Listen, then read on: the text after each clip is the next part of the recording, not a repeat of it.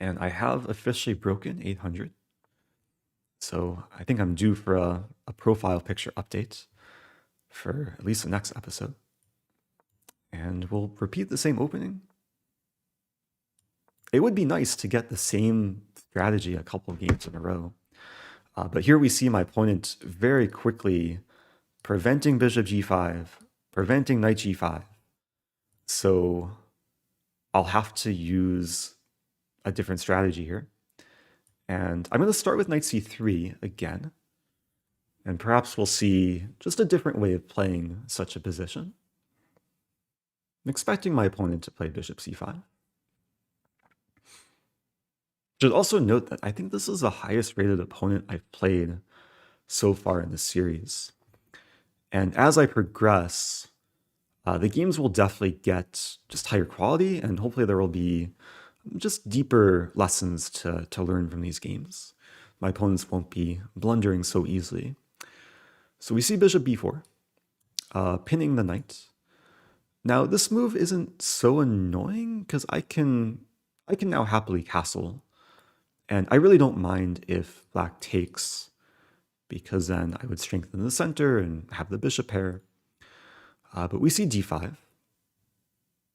And with d5, I think my opponent maybe miscounted. There's 2 defenders and 3 attackers. Now it's a question what I want to take with. I think almost certainly I want to take with a knight, just to make sure that black can't throw in bishop takes knight. So yeah, let's snag a free pawn. It will be interesting though if we see my opponent maybe go for bishop g4 and then potentially knight d4, as we saw in the previous game. If my opponent were to play bishop g4, I would have happily played c3, kick the bishop and prevent knight d4. But now there's a big focal point on d5. Black has 3 attackers. I have only 2 defenders. So in a spot like this, I think it makes sense to trade. Like, I want a pawn. I don't mind trading knights. This comes with check. Allows me to trade bishops next move.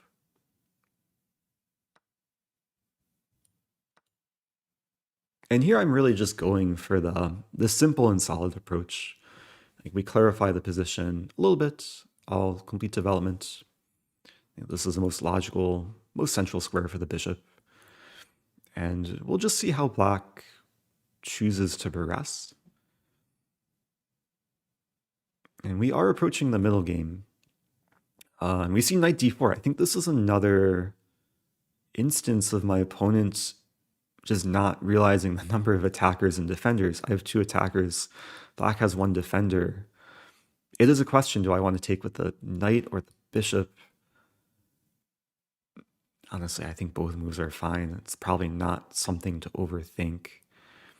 I'm going to take with the bishop, just because after my opponent takes back, I take with knight, I hit the queen. So this gives me some nice initiative. I think very likely my knight will be coming to f5. Although if I play knight f5, black could attempt to capture on b2. I'm calculating. Queen takes b2, rook b1. Another option is to play c3,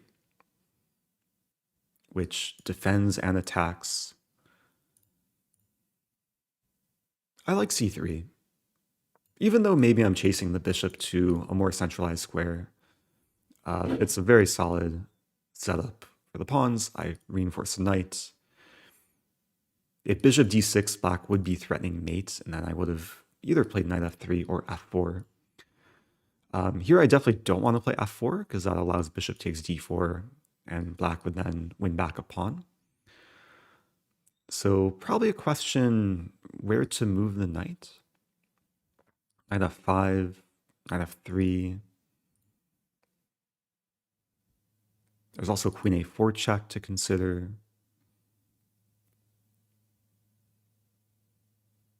I'll go for knight f3. It's a very stable move, hitting the queen. A nice thing about getting the knight away from d4 is I'm making way for the pawn. Ideally, I'd just like the 2 pawns in the center.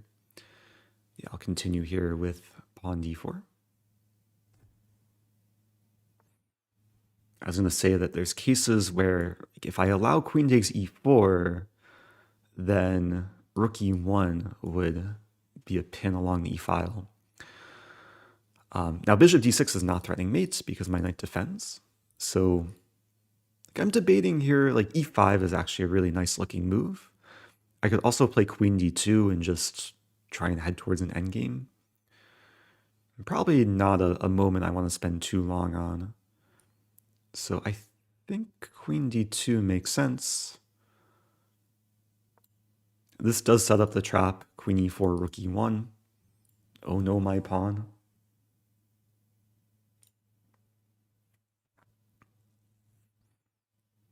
Yeah, the knight is very important, defending the queen and the mate threat. And queen f6 now allows e5 to come with a fork. Let's take with pawn, keeping the initiative, hitting the queen.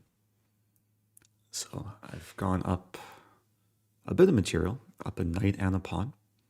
And from this position, I would really like to prevent black from castling. Might be hard to do, though. There's a move here that I don't think too many beginners would play. I think a lot of people would play either rook a d1, maybe rook f e1, get the rooks involved. But I really like the idea of playing pawn e6, just being immediately confrontational. And the point is not only I'm trying to open the e-file, like if queen takes e6, I'll have rook e1. But another point is if the pawn takes back, then I have knight e5, attacking the queen and preparing queen to d7. And this is what we call a clearance idea. Maybe not necessarily a clearance tactic, but I'm simply clearing the square for the knight, also trying to clear the file to exploit the king. And the nice thing about playing knight e5 is I attack the queen, I threaten queen d7, but I'm also taking away f7 from the black queen. So yeah, not easy for black to defend against everything there. And now this is forced checkmate, queen f7 coming next. No mercy. And another win. I think that was a nice instructive game. Saw some nice ideas there towards the end, of course, with giving away the e-pawn. And my opponent made definitely a handful of like very clear mistakes. First of all, playing d5, just giving free material, and they were very similar types of mistakes. Later playing knight d4, just not realizing that the square was better controlled by white than by black. So sometimes this is a very common pitfall for players, especially at the sub 1000 elo, is just giving away from free material when it's not necessary. And one of the simple secrets to passing 1000 is simply by minimizing cases like this. Even when you give away free pawns, they can definitely add up over the course of a game. So yeah, instead of playing a move like d5 here, if my opponent played d6, it would have been probably a much harder battle. And yeah, I was going to say that if we saw d6, then like maybe I would play h3. Maybe I would play something like knight d5 to pressure the bishop and prepare c3. There are definitely some possibilities for white to continue developing.